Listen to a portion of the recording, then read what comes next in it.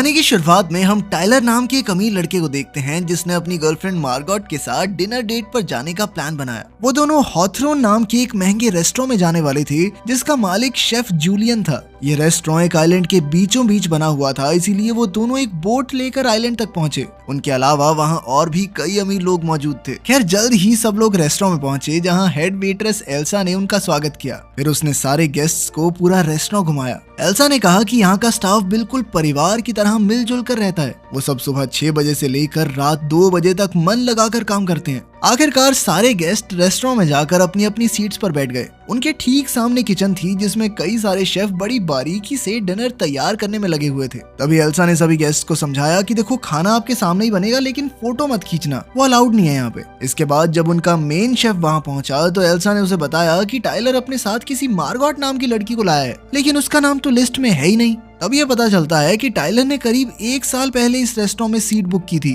पर उस वक्त उसकी गर्लफ्रेंड कोई और थी। इसका मतलब ये था कि मार्गोट का यहाँ होना नहीं बनता। ये देखकर जूलियन थोड़ा नाखुश तो हुआ, लेकिन उसने इस बात को नजरअंदाज कर दिया। इसके बाद डिनर की शुरुआत हुई जिसमें पहली डिश को सबके सामने पेश किया गया। जैसे ही वो सब खाने लगे तो टाइलर ने चुपके से एक फोटो ले ली। हर कोई खाने की तारीफ कर रहा था, पर मार्गोट को इतना कोई पसंद नहीं आया। इसके बाद स्टाफ ने दूसरी डिश को पेश किया और शेफ ने खुद बाहर आकर सारे गेस्ट का स्वागत किया। उसने सबसे कहा कि वो खाना सिर्फ स्वाद के लिए नहीं, बल्कि ध्यान से उसकी बारीकियों को देखते हुए मजे लेकर खाएं। फिर उसने सबको अपनी डिश और उसके पीछे की कहानी के बारे में बताया। मार्गोट को उसकी बातें कुछ खास नहीं लगी, मगर टाइलर की तो आंखें ही भर आई। इसके बाद उसने फिर से शेफ की नजरों से बचकर खाने की एक और तस्वीर ले ली। फिर टाइलर कहने लगा कि भाई मुझे तो जगह बहुत बढ़िया लगी, मगर मार्गोट ने कहा कि हाँ ठीक है, इतना भी कुछ खास नहीं है। खैर बाद में शेफ ने सबको अगली डिश दी जिसमें सिर्फ अलग अलग तरह की 5 सॉसेस थी, लेकिन उसके साथ उसने ब्रेड नहीं दी, क्योंकि उसका मानना था कि ब्रेड तो साले गरीब खाते हैं। ये सुनकर बिजनेसमैन ने कहा कि ये कैसी बचकानी बात हुई, और उसने एल्सा से ब्रेड लाने को कहा।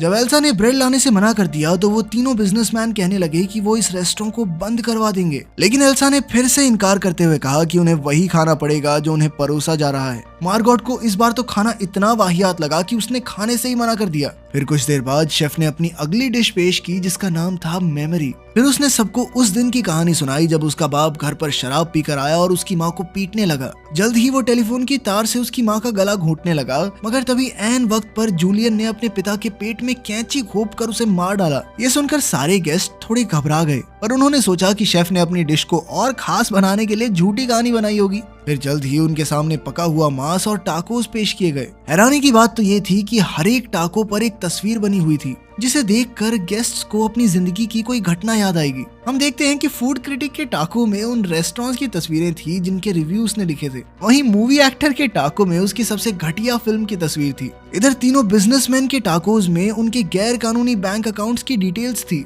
उन्होंने तुरंत एल्सा को बुलाकर पूछा कि आखिर रेस्टोरेंट को इन डिटेल्स के बारे में कैसे पता चला। उन्होंने रेस्टोरेंट को बंद करवाने की धमकी भी दी, मगर एल्सा ने कुछ भी बताने से साफ इनकार कर दिया। उधर एन के टाकोज में रिचर्ड और एक जवान लड़की की तस्वीर थी। उसने रिचर्ड से पूछा कि ये सब क्या है, पर रिचर्ड ने कहा कि उसे इसके बारे में कुछ नहीं पता। वहीं टाइलर के खाने में वो चुपके से रेस्टोरेंट के खाने की तस्वीरें लेता हुआ दिख रहा था। ये देखकर वो काफी घबरा गया और उसने सोचा कि उसे शेफ से माफी मांगनी चाहिए, लेकिन मार्गोट ने कहा कि वो कुछ ज्यादा ही सोच रहा है। तभी वो उठकर वॉशरूम चली गई। तभी शेफ उसके पीछे वॉशरूम में आ गया और उससे पूछा कि आखिर वो कौन है। मार्गोट ने उसे अपना नाम बताया, पर फिर शेफ कहने लगा कि उसे आज यहाँ नहीं आना चाहिए था। खैर बाद में जब मार्गोट अपनी सीट पर गई तो शेफ अपने स्टूडेंट जेरेमी को सबके सामने लाया। शेफ ने बताया कि उसी ने अगली डिश को तैयार किया है, पर जल्द ही वो जेरेमी की बेइज्जती करने लगा और कहने लगा कि ये कभी भी एक बेहतरीन शेफ नहीं बन पाएगा। पर तभी अचानक से जेरेमी सबके सामने मारा गया, जिसे देखकर सब बुरी तरह से डर गए। और जूलियन कहने लगा कि ये तो उसके शो का एक हिस्सा है।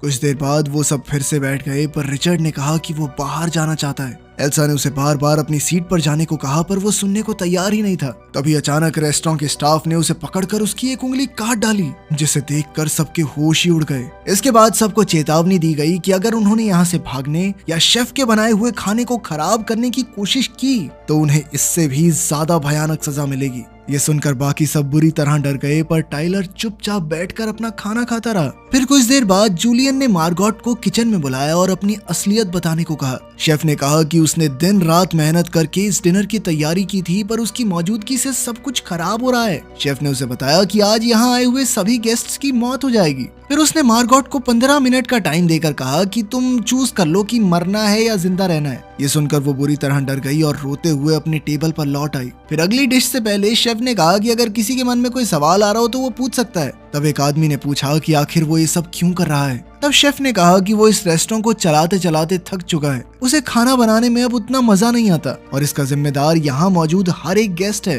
फिर उसने बताया कि फूड क्रिटिक को यहाँ इसलिए बुलाया गया क्योंकि उसके गंदे रिव्यूज की वजह से कई रेस्टोरेंट्स बंद हो गए और उसका एडिटर हर एक चीज में उसका साथ देता है। वहीं रिचर्ड और एन इस रेस्टोरेंट में अक्सर खाना खाने आते हैं पर उन्होंने कभी भी खाने की तारीफ नहीं की। शेफ ने कहा कि उन्हें तो यहाँ की किसी डिश का नाम तक नहीं याद होगा। खैर फिर उसने सबको अपने एंजल इन्वेस्टर के बारे में बताया जिसने इस रेस्टोरेंट में पैसे लगाए थे। तब ये खुलासा होता है कि जूलियन ने उसे बाहर पानी के ऊपर लटका रखा था क्योंकि वो मुनाफे के लिए बहुत लालची होता जा रहा था और उसने जानबूझकर रेस्टोरेंट के मेन्यू को कई बार बदलने की कोशिश की। तभी अचानक शेफ ने उस आदमी को पानी में डुबोकर सबके सामने मार डाला। फिर 15 मिनट बाद उसने मार्गॉट को अपने ऑफिस में बुलाया और उससे पूछा कि उसका रिचर्ड से क्या नाता है। आखिरकार मार्गॉट ने खुलासा किया कि वो एक वैश्य दरिंदा है और उसका असली नाम है एरिन। पहले वो रिचर्ड के लिए काम करती थी और रिचर्ड उसे खूब पैसे देता था। ये सुनकर उसने एरिन को वापस टेबल पर भेज दिया। फिर अगली डिश लाने से पहले शेफ ने टाइलर से पूछा कि वो यहाँ क्यों आया। तब टाइलर ने कहा कि वो तो इस रेस्टोरेंट में कई महीनों से आना चाहता था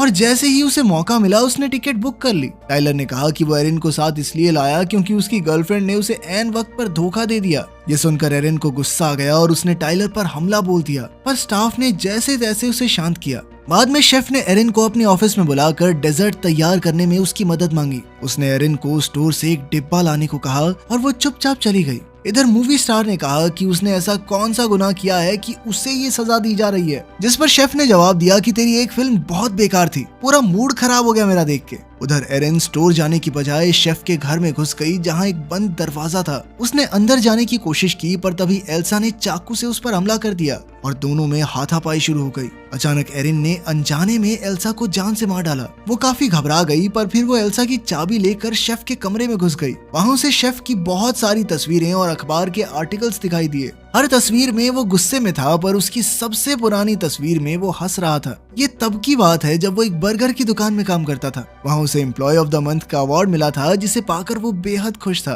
तभी एरिन को एक रेडियो दिखा और उसने तुरंत कोस्ट गार्ड से संपर्क करके इस रेस्टोरेंट के काले सच के बारे में बता दिया। इसके बाद वो डब्बा लेकर रेस्टोरेंट लौट आई। जल्द ही कोस्ट गार्ड रेस्टोरेंट के बाहर आ पहुंचा तो जूलियन ने सबको धमकी देकर कहा कि कोई भी उसकी शिकायत नहीं करेगा, ठीक है। फिर गार्ड ने अंदर आकर कहा कि उसे यहाँ कई सारे कत्ल होने की खबर मिली है, पर फिर शेफ कहने लगा कि यहाँ तो सब कुछ ठीक है। तब गार्ड ने मूवी स्टार को पहचान लिया और उसका ऑटोग्राफ मांगा और मौका पाते ही स्टार ने अपने ऑटोग्राफ के साथ लिख दिया कि हमारी मदद करो। ये देखते ही गार्ड ने अपनी बंदूक शेफ की ओर तान दी। आखिरकार सबने चैन की सांस ली और गार्ड को शेफ की सारी सच्चाई बता दी। मगर तब ये खुलासा होता है कि गार्ड की बंदूक तो नकली थी और सारा स्टाफ हंसने लग गया। फिर शेफ ने कहा कि ये कोई गार्ड नहीं है, मेरे लिए काम करता है ये। आखिरकार शेफ ने आखिरी डिश पेश की तो एरिन को एक तरकीब सूझी। वो कहने लगी कि उसे खाना पसंद नहीं आया। इससे शेफ थोड़ा परेशान हो गया और पूछने लगा कि क्या पसंद नहीं आया तुम्हें। वो कहने लगी कि उसे बहुत भूख लगी है और शेफ उसे अच्छा खाना नहीं खिला पाया। ये सुनकर तो शेफ की ईगो पे बात आ गई और वो एरिन से पूछने लगा कि वो क्या खाएगी। तब एरिन ने कहा कि वो अमेरिकन चीज बर्गर और फ्राइज खाना चाहती है, जिसके बाद शेफ तुरंत किचन में जाकर खाना बनाने में जुट गया। बर्गर बनाते हुए उसे अपने पुराने दिन याद आ गए जब वो काफी खुश हुआ करता था। आखिरकार उसने एरिन को बर्गर दिया जिसे खाकर वो बहुत खुश हुई। उसने शेफ की बहुत तारीफ की जिससे वो बेहद खुश हो गया। फिर एरिन ने कहा कि वो बाकी के बर्गर पैक करवा कर ले जाना चाहती है। शेफ ने कुछ सोचकर उसे बर्गर पैक करके दे दिए, जिसके बाद उसने शेफ को पैसे दिए और जाने लगी। तभी उसने सोचा कि क्या उसे बाकियों को मरने के लिए छोड़ देना चाहिए, लेकिन तभी एन ने उसे इशारा किया कि बाहर जाकर अपनी जान बचाओ। एरिन के जाने के बाद शेफ ने उन सब का शुक्रिया अदा किया और कहा कि वो सब उसकी कला और जिंदगी की बर्बादी का कारण है और अब वो सभी उसके आखिरी महान डिनर का हिस्सा बनेंगे। आखिरकार शेफ ने डिश तैयार की और अंत में सबको आग लगा दी, लेकिन इस आग ने उसे भी अपनी चपेट में ले लिया। वहीं एरिन बोट पर आइलैंड से बाहर आ गई और उसने दूर से देखा कि रेस्टोरेंट आग में जल रहा था। तो आपको अजीबोगरीब कहानी कैसी लगी कमेंट्स में जरूर बताना और जाके अब थोड़ी बहुत पढ़ाई कर लो, ठीक है।